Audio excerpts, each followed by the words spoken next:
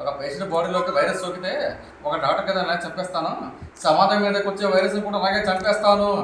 పోలీసులు ఉన్నాం కదా, యాక్షన్ తీసుకుంటారు. పోలీస్ ఎక్కడ కల్తీ జరిగిన నిలదీసిన రైతుని అదే కల్తీ మందు నోట్లో పోసి చంపేస్తే నో పోలీస్.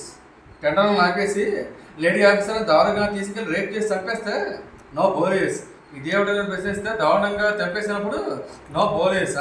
కల్తీ పాలకు 10 మంది పసిపాడ గాలిలో కలిసిపోతే అయ్యా ఇది పరిస్థితి అని మరో పెట్టుకున్నా ఆ తల్లిదండ్రుల వారసుగా నో పోలీస్.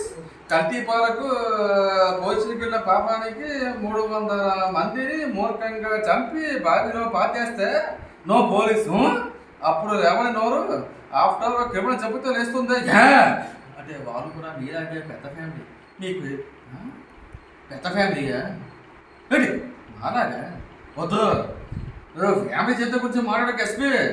చైతన్య మాది, చేసి సృష్టించాలని నందమూరి ఫ్యామిలీయా, దాని తెగ రాయాలని నందమూరి ఫ్యామిలీయా. వాళ్ళంతా గడి ఫోర్స్ బురద చేతి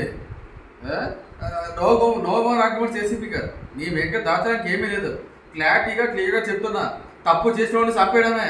no rules, guns are made of rules but not sword. సింహంతో పెట్టుకునేటప్పుడు పంజాలో వాడి, నందమూరి బాలయ్య బాబుతో పెట్టుకునేటప్పుడు రక్తంలో వేడి.